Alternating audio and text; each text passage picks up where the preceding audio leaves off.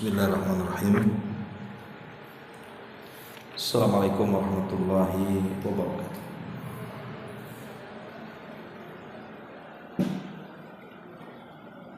Alhamdulillah wassalatu wassalamu ala Rasulillah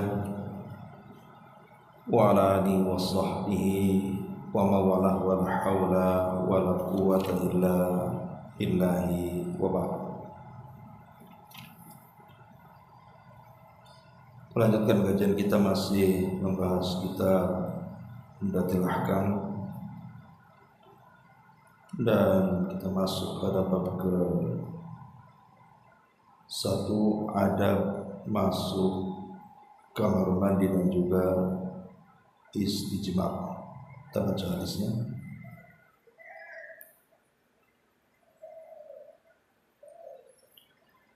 An Anas bin Malik radhiyallahu anhu anna an-nabiy sallallahu alaihi wasallam kana idza dakhala al-khala'a qala Allahumma inni a'udzu bika minal khubuthi wal khaba'is. Dari Anas bin Malik radhiyallahu anhu bahwa Nabi sallallahu alaihi wasallam jika hendak masuk WC atau kamar mandi, beliau berdoa, Allahumma inni a'udzubika minal khubuthi wal khaba'is. Ya Allah, aku berlindung kepadamu dari para syaitan perempuan ataupun syaitan laki-laki.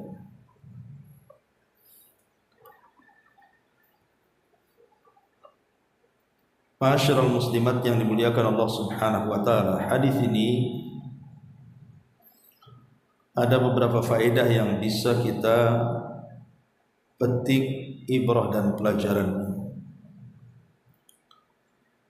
Yang pertama, istihbabu dzikrillahi azza wa jalla. Disunnahkan berzikir dengan zikir yang diajarkan Nabi sallallahu alaihi wasallam ketika hendak masuk ke kamar mandi atau WC. Apa doanya? Allahumma inni a'udzubika minal khubuthi wal khaba'is.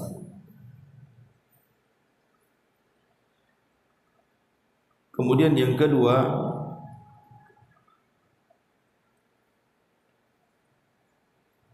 yang bagi lil muslimi an yatahassana bidzikri fi kulli ahwali, bahwa seyogianya seorang muslim itu sudah harus menjaga dirinya dari gangguan-gangguan syaitan dengan zikir dalam kondisi apapun. Bukan hanya masuk ke kamar mandi saja, tapi dalam kondisi apapun kita harus menjaga diri dari gangguan syaitan dengan cara berzikir.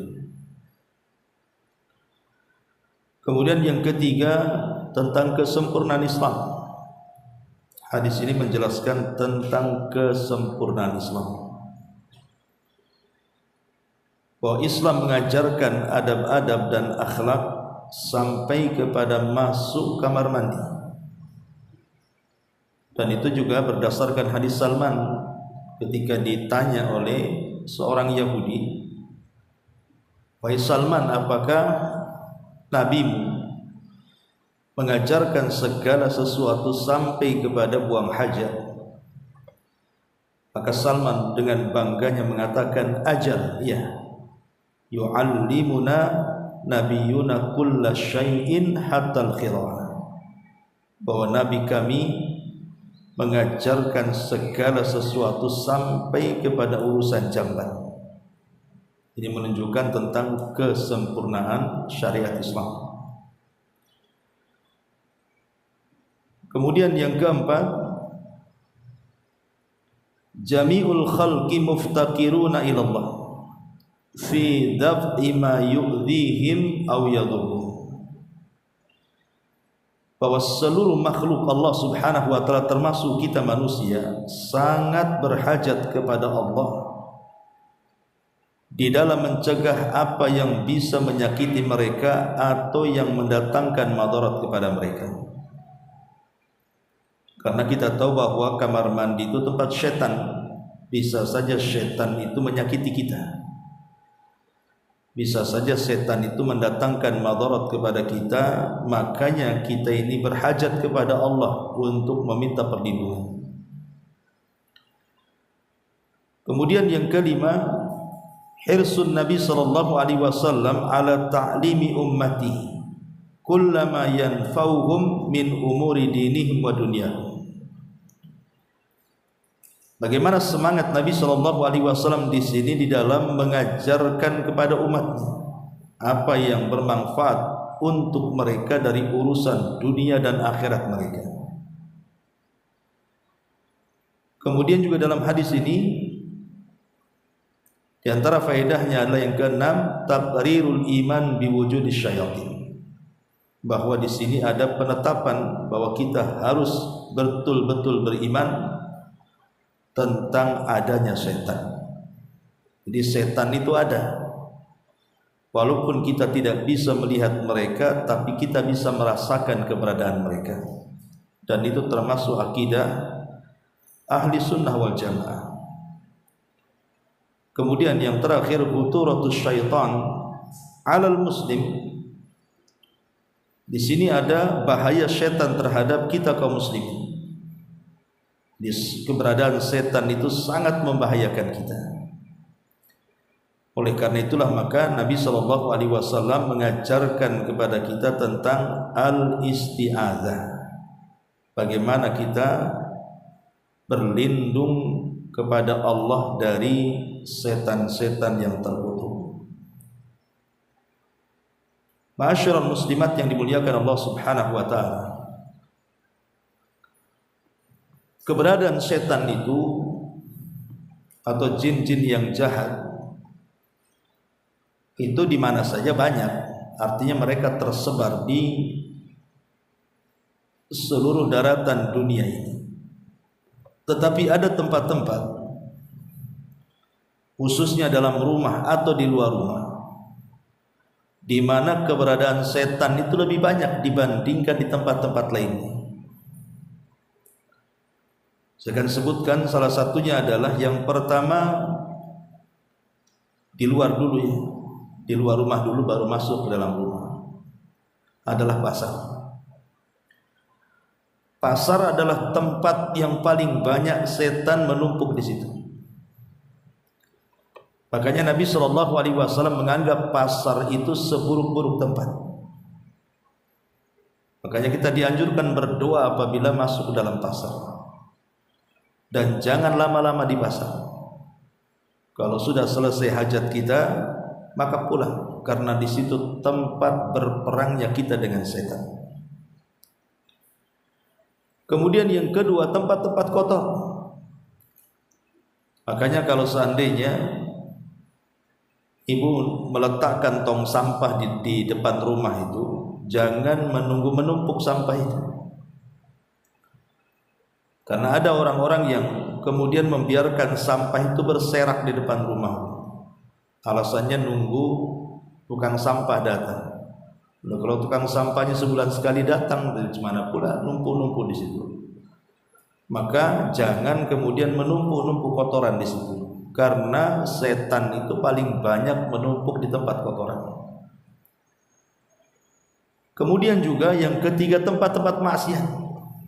Sudah jelas tempat-tempat maksiat, diskotik, lokalisasi, barbar, tempat-tempat judi dan yang semacamnya, maka itu juga setan-setan menumpuk di situ. Karena itu memang tujuan setan untuk menyesatkan anak Adam. Mereka akan berkeliaran di tempat-tempat yang di dalamnya penuh dengan kemaksiatan kepada Allah Azza wa Jalla. Kemudian yang keempat, di lautan. Makanya ibu kalau pulang kampung tidak menggunakan pesawat tetapi memilih jalur lautan, naik kapal dan yang semacamnya, maka banyak-banyaklah ta'awud. Karena setan itu lebih banyak di lautan dibandingkan di daratan. Dalilnya adalah karena istana syaitan itu ada di tengah lautan, di mana iblis itu ketika mengirim tentara-tentaranya untuk menggoda anak Adam yang ada di daratan itu, maka tempat pelepasan pasukan iblis itu dimulai di lautan, karena memang istananya di lautan. Maka hati-hati apabila seseorang memiliki pekerjaan yang memang berisiko di lautan seperti para nelayan, maka banyak-banyaklah bertawud di situ, terutama orang-orang yang hobi mancing, ya kan? Karena memang setan lebih banyak di lautan dibandingkan di daratan. Ma'asyiral muslimat yang dimuliakan Allah Subhanahu wa taala, dan banyak lagi. Adapun di dalam rumah kita, tentu yang paling banyak menumpuk setan itu adalah di kamar mandi, sebagaimana hadis ini. Jadi hati-hati dengan kamar mandi. Kamar mandi ini tempat bertumpuknya setan. Makanya kenapa kemudian para ulama ketika menasihati kita apabila kita ini masuk ke kamar mandi, maka ada beberapa poin yang harus diperhatikan. Pertama, jangan duduk lama-lama. Kalau kita ini mau buang hajat kecil ataupun buang hajat besar, jangan lama-lama di situ. Karena terkadang ada orang yang kemudian menjadikan kamar mandi itu justru tempat rileks dia. Kadang-kadang dicantik-cantik, ya kan? Kemudian juga tempat mandinya pun dibagus-bagusin. Terkadang merendam seharian di situ. Itu tempat setan itu. Ngapain berlama-lama di situ? Kalau ingin mandi, mandi sekedarnya. Sudah selesai mandi, bersih, keluar. Atau buang hajat, baik kecil ataupun besar, kalau sudah selesai cepat keluar. Jangan sampai kemudian berlama-lama dengan alasan satu, karena yang namanya WC ini tidak sepi daripada najis, namanya buang hajat di situ. Artinya itu tempat najis dan tempat kotoran, dikhawatirkan duduk lama di situ arti takut terkena cipratan najis. Tanpa sadar bahwa najis itu ada di baju atau celana, tiba-tiba kita gunakan untuk sholat, kan masalah jadinya. Kemudian yang kedua, berdasarkan hadis ini bahwa tempat-tempat WC baik di rumah atau di luar ataupun kamar mandi itu memang sarang daripada setan. Sampai-sampai Nabi SAW mengatakan dalam hadis yang lain, inna hadihi al-khusus, sesungguhnya tempat-tempat buang hajat, kata Nabi, inna hadihi al-khusus muhtadaratun, adalah tempat di mana setan-setan itu akan berdatangan di situ. Fa idza ata ahadukumul khala, jika salah seorang masuk ke kamar mandi ataupun WC, falyaqul, maka katakanlah, Allahumma inni a'udzubika minal khubuthi wal khaba'is. Ya Allah, aku berlindung kepadamu dari para setan perempuan dan setan laki-laki. Kemudian juga yang ketiga, bila berdiam di lama di WC ini, maksudnya tanpa hajat, ya, tanpa ada keperluan maksudnya. Artinya kalau sudah selesai buang hajatnya, jangan berlama-lama lagi di situ, kan sudah selesai hajatnya. Berarti kalau kemudian menyengaja kadang-kadang menyanyi pula dalam kamar mandi, bersiul-siul di kamar mandi, ataupun menikmati bawa handphone malah kemudian nonton YouTube pula sambil buang hajat, maka kita ini kan di situ sedang membuka aurat masalahnya. Orang ke kamar mandi kan rata-rata buka aurat, ya. Lah ada sebuah hadis dari Muawiyah bin Haidah, dia berkata, ya Rasulullah, auratuna ma na'ti minha wa ma nadhar. Rasul, apa yang boleh dan yang tidak, tentang kapan kita boleh membuka dan menutup auratkan. Maka Nabi SAW mengatakan, ihfad aurataka, jagalah auratmu, illa min zaujatika aw ma malakat yamin, kecuali untuk istrimu ataupun budakmu. Faqala, maka dia berkata, ar-rajulu yakunu ma'ar rajuli, jika laki-laki bersama laki-laki, boleh enggak memandang aurat? Maka Rasul mengatakan, in istata'ta alla yaraha ahad faf'al, jika tidak ada seseorang yang tidak bisa memandang auratmu, lakukan. Kemudian dia mengatakan, warrajulu yakunu khaliya, bagaimana kalau seseorang itu bersendirian, boleh enggak membuka auratnya?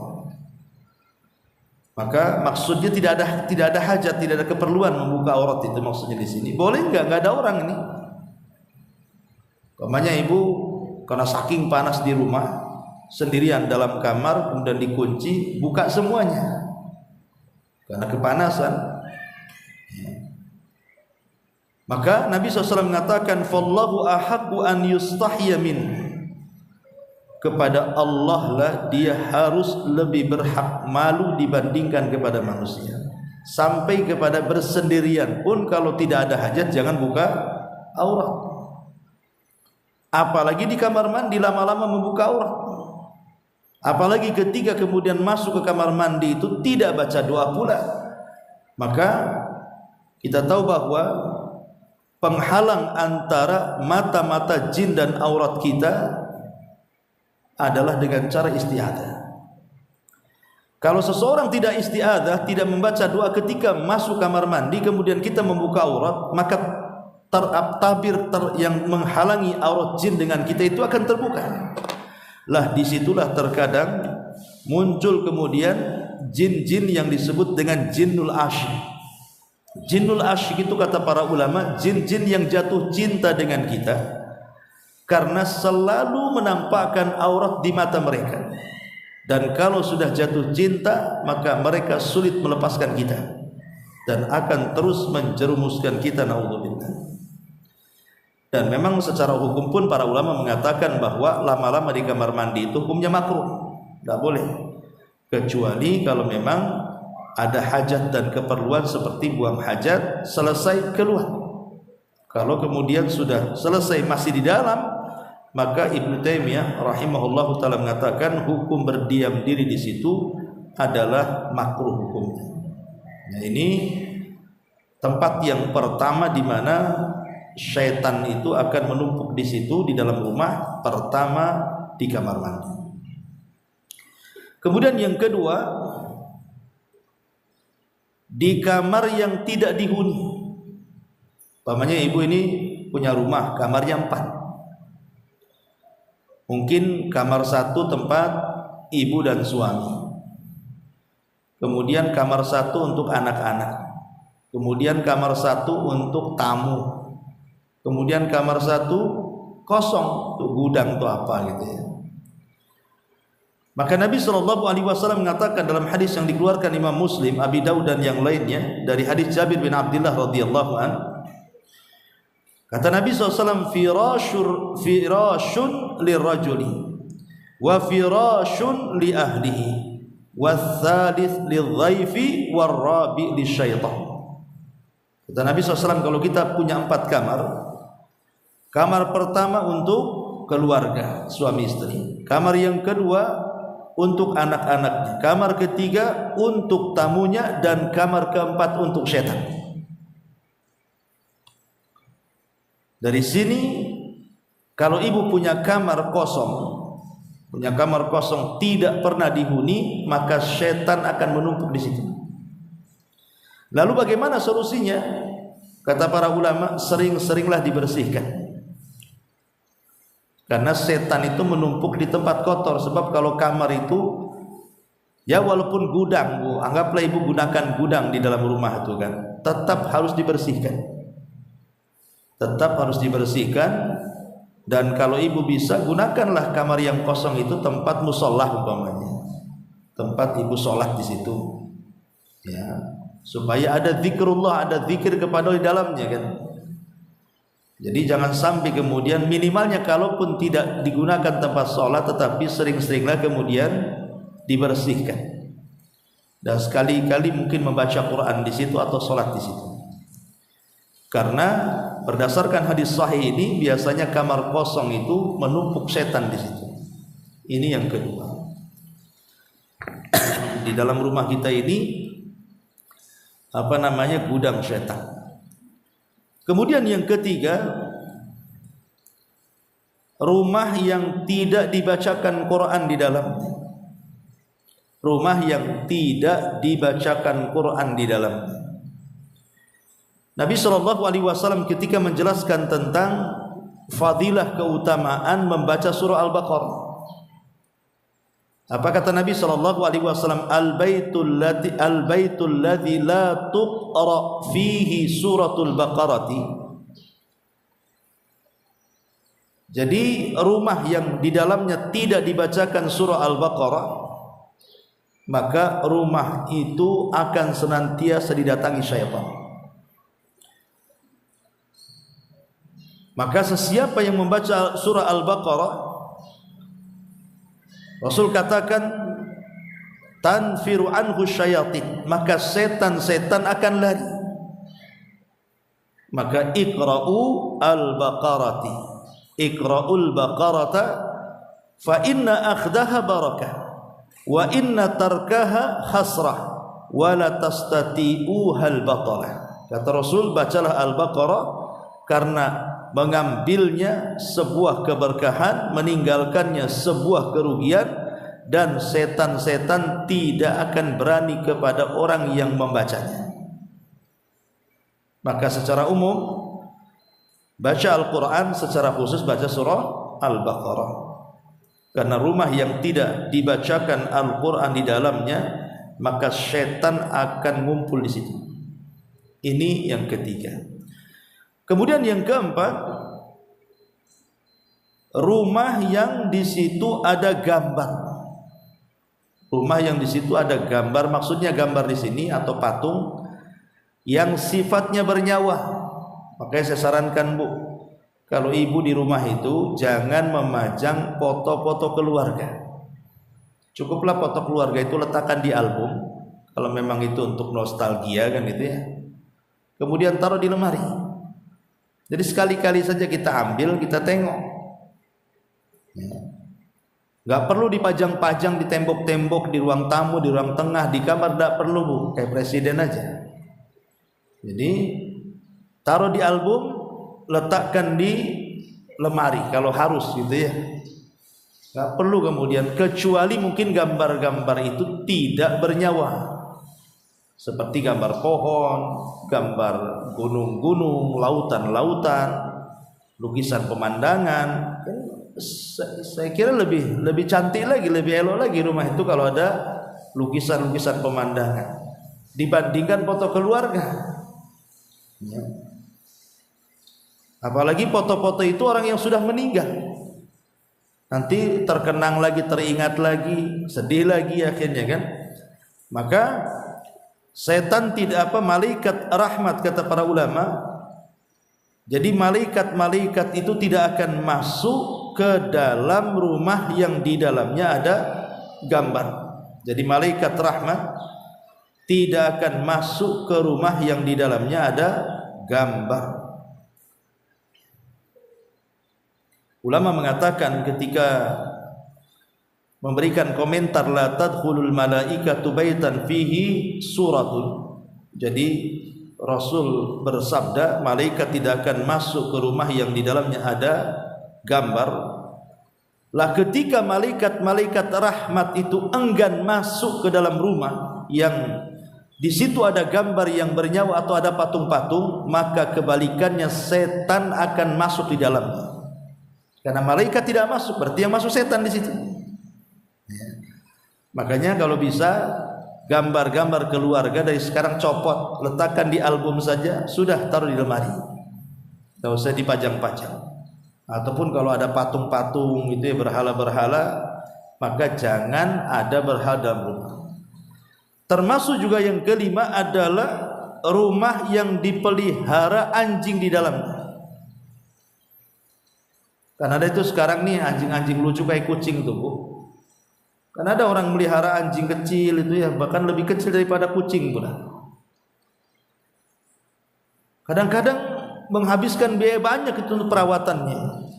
Sudah dunia rugi karena perawatannya tidak sedikit, akhirat lebih rugi lagi karena di situ rumah yang ada anjingnya, maksudnya bukan karena anjing berburu ataupun untuk menjaga ternak, kebun, rumah. Memang dia hanya untuk dirawat kayak halayaknya kucing gitu ya, dikasih makan, dirawat.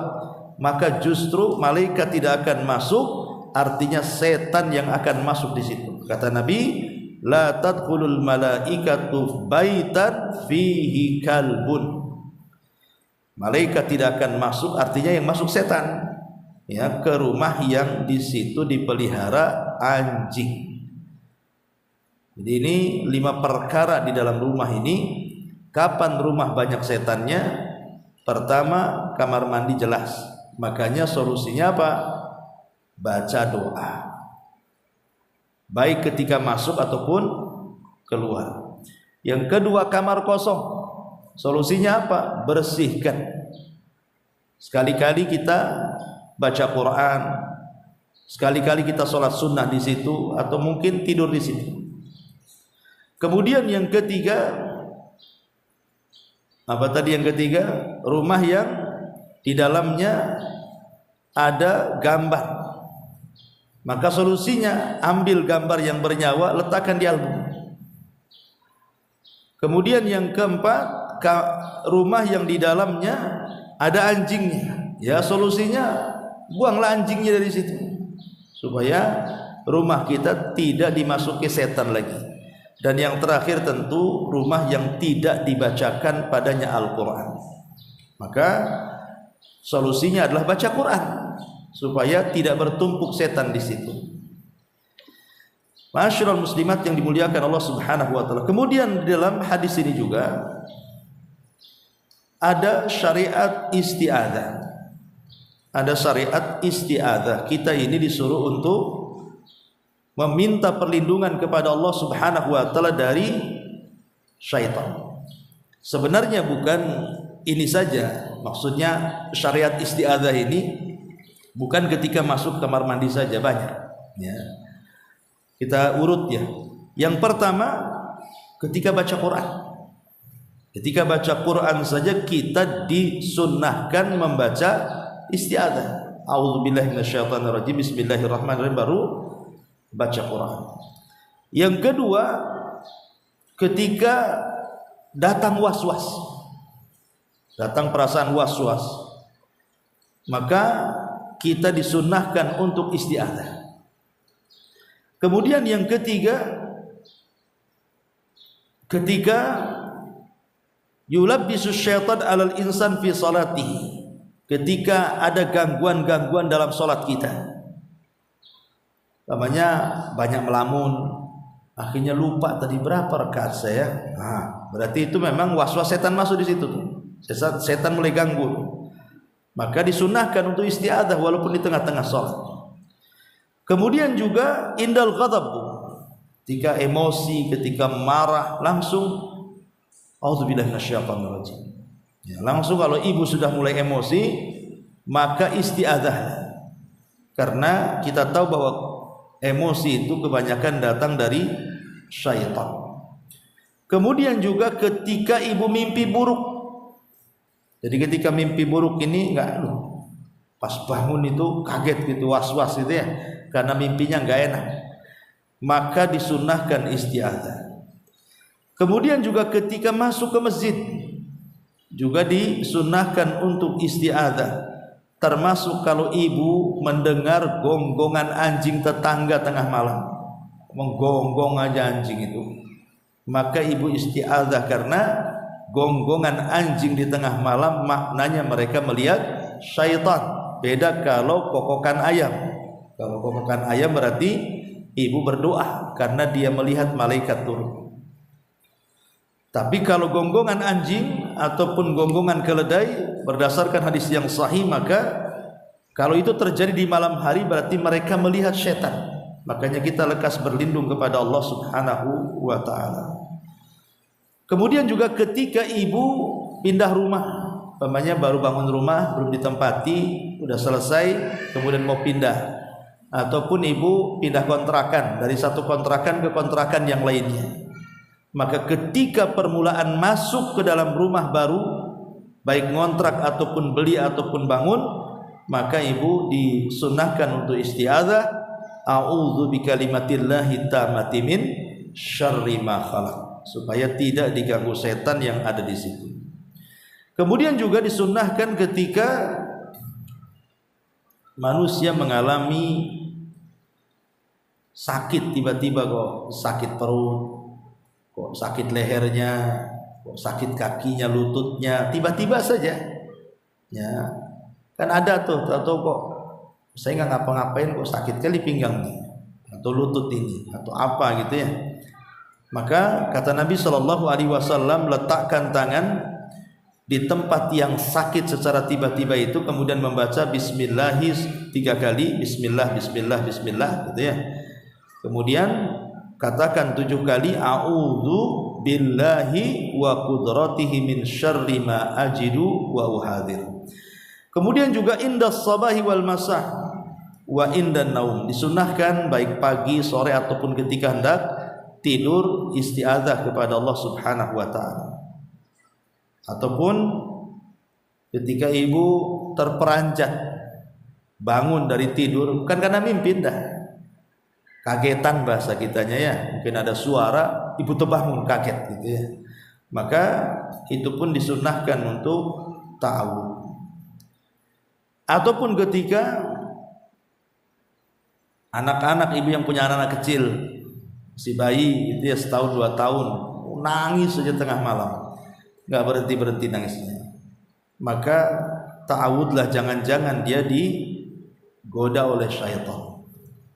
Lah termasuk juga di kamar mandi, kalau kita masuk ke kamar mandi berdasarkan hadis yang kita baca di sini, maka kita disunnahkan untuk ta'awudz. Jadi ta'awudz ini memang banyak tempat-tempatnya supaya kita bisa untuk terhindar dari godaan syaitan. Dan yang terakhir pembahasan kita, bagaimana caranya kita melawan syaitan. Karena di sini juga ada isyarat. Di antaranya cara melawan syaitan dengan cara isti'adzah, meminta perlindungan kepada Allah Subhanahu wa taala dari syaitan. Yang pertama tentu doa. Untuk melawan syaitan, maka kita banyak-banyak berdoa kepada Allah Subhanahu wa taala agar jangan sampai kita dikuasai oleh syaitan. Kemudian yang kedua, baca Quran. Baca Quran itu salah satu perkara yang bisa melawan syaitan. Kemudian yang ketiga, tawakal. Karena setan itu akan menyusup kepada 2 tempat berdasarkan hadis. Wasyarikhum Al-Quran, wasyarikhum fil amwali wal aulad. Allah berfirman, wasyarikhum, artinya masuklah kalian, berserikatlah kalian wahai setan kepada harta dan anak-anak mereka, maksudnya manusia. Setan ini terkadang memberikan was-was kepada orang-orang yang mencari nafkah. Disuruhnya cari yang haram, cari yang syubhat, padahal ada yang halal. Lah bagaimana caranya? Bertawakal. Tawakal kepada Allah. Jangan sampai kemudian setan itu memberikan was-was, sudah ambil saja walaupun itu haram daripada kau tak dapat. Maka bertawakallah bahwa rizki kita itu tidak akan kemana, dan Allah sudah menentukan rizki kita, dan tidak mungkin Allah mewafatkan kita kecuali disempurnakan rizkinya. Tawakal kepada Allah. Tidak usah kemudian sibuk dengan perkara syubhat ataupun haram dalam mencari rizki. Berarti tawakal juga salah satu jalan melawan asyaitan. Termasuk isti'adzah di sini. Itu juga salah satu hal yang bisa melawan syaitan. Kemudian yang keempat, al-qiyam bil wajibat. Usahakan kita ini jangan meninggalkan kewajiban-kewajiban Allah, terutama sholat. Karena salat itu yang bisa melawan syaitan. Kemudian yang kelima, luzumul istighfar. Perbanyak istighfar. Karena ini juga cara untuk melawan syaitan. Kemudian yang keenam, thalabul ilmi. Belajar. Karena dengan ilmu itu bisa membedakan mana hak, mana yang batil, yang dikaburkan setan. Kemudian yang ketujuh, adhkar. Banyak-banyak berzikir. Dan zikir itu macam-macam. Zikir masuk kamar mandi, keluar kamar mandi, zikir sebelum tidur, selepas tidur, menggunakan pakaian, keluar rumah, dan macam-macam zikir itu. Dan itu yang paling utama tentunya, karena ala bidzikrillahi tatmainnul qulub. Dengan zikir kepada Allah makin tenang hati kita dan akan sulit setan untuk menggoda kita. Wallahu a'lam. Ini di antara faedah hadis ke-13 dari adab masuk WC dan istijmar. Baik, sampai di sini. Kalau ada yang bertanya silakan.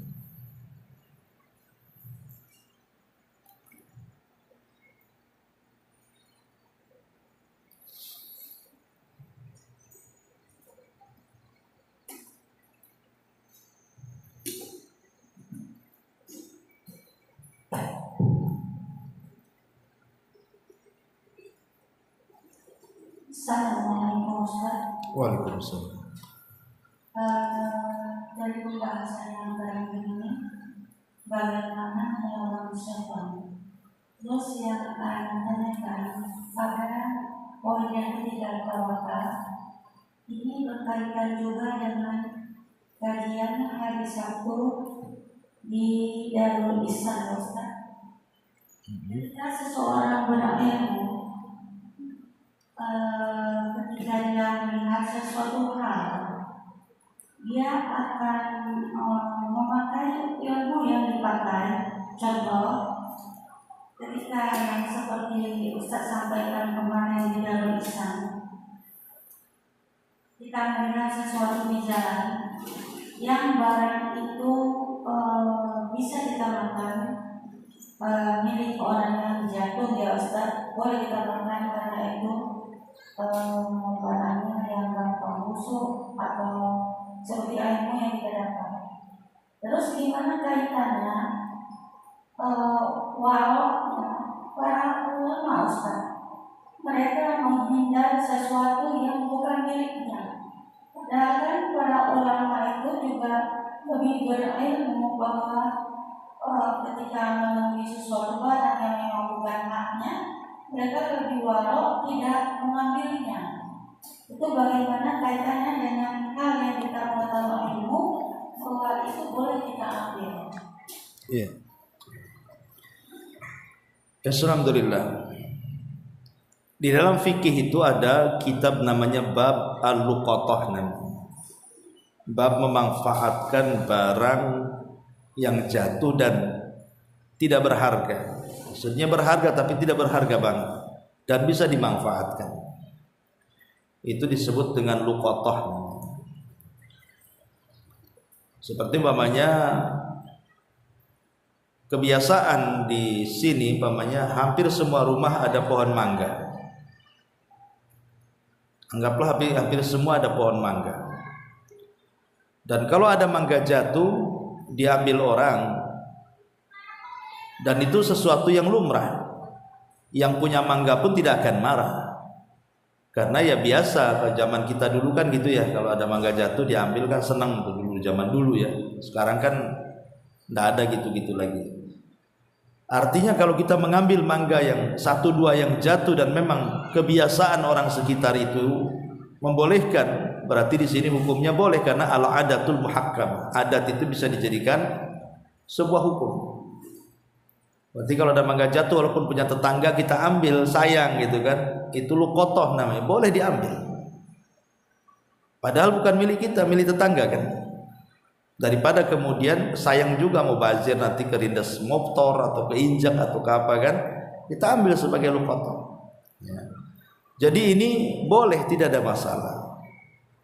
Kalau itu sesuatu yang memang sudah lumrah di tempat itu tidak masalah. Lain kalau tidak lumrah, umpamanya di pagar gitu kan, memang sengaja orang yang punya pohon mangga memagar itu supaya jangan diambil mangganya, baik yang di mangga atau yang jatuh.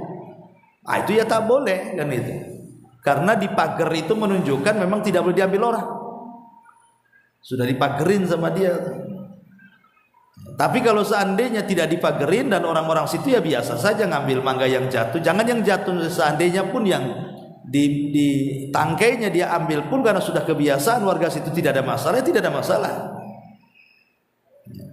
Ini kan kita bicara soal boleh atau tidak boleh hukumnya mengambil. Adapun bicara waro itu urusan lain. Ya, kita kan bicara masalah hukum.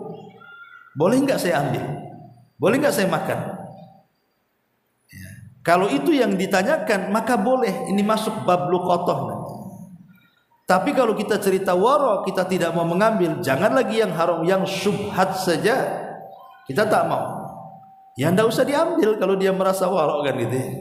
Tapi kalaupun diambil kemudian dimakan pun tidak berdosa. Itu perkara mubah. Karena sudah masuk pada kaidah al-adatul muhakkamah. Adat itu bisa dijadikan hukum syar'i. Yaitu tergantung kepada orangnya. Kalau dia merasa waro tidak usah diambil. Tapi kalau seandainya pun mau ngambil, ya tidak ada masalah. Karena hukum membolehkannya. Wallahu a'lam.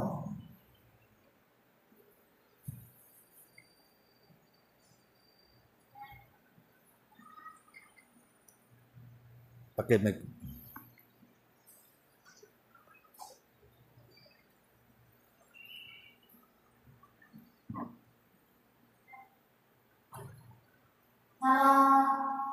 Kalau kita membaca surat Al-Baqarah, yang itu harus dari awal sampai akhir atau sudah baca kalau sebagian saja, itu saya tanyakan dia. Iya. Kalau kita melihat hadis-hadis Nabi, bismillahirrahmanirrahim, ya secara keseluruhan Al-Baqarah kan nggak banyak juga kan, sekitar 2,5 juz lah. Kan ibu bisa baca nyicil, umpamanya pagi berapa lembar, siang berapa lembar, nanti sore, malam besok itu lagi, kan itu ya. Jadi tidak harus satu hari dihabiskan. Yang jelas kan kita bisa tandai ini. Ini hari ini kemarin Al-Baqarah baru 4 lembar. Besoknya baca lagi nerusin 2 lembar lagi. Besok seminggu selesai. Ya, ditandai saja kan itu. Tapi kalau ibu sekali duduk baca Al-Baqarah ya lebih bagus lagi kan. Nah, tapi kalau dengan kesibukan ibu mungkin ngepel, nyapu, masak, ngurus anak, ya paling di kesempatan itu ketika di sela-sela habis sholat saja mamanya, ada waktu mamanya 10 atau 20 menit, ambil mushaf baca, nanti tandai, besok itu lagi, selesai nanti balik lagi ya.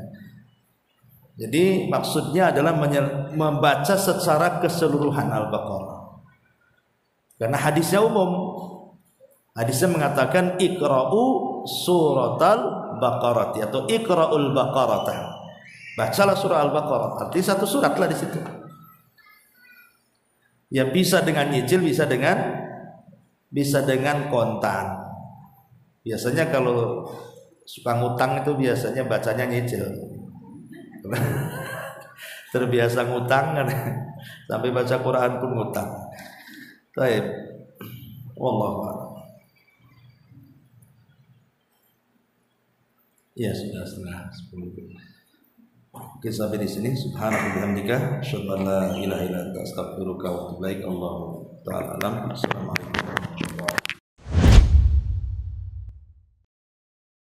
Intinya bahwa tolong berakhlak kepada Allah. Membahas tafsir dari surah Al-Imran.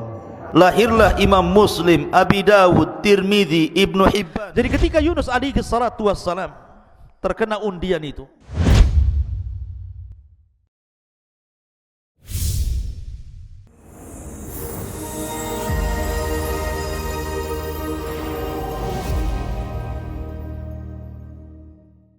Nerosit memberikan perlindungan 24 jam dari keluhan asam lambung.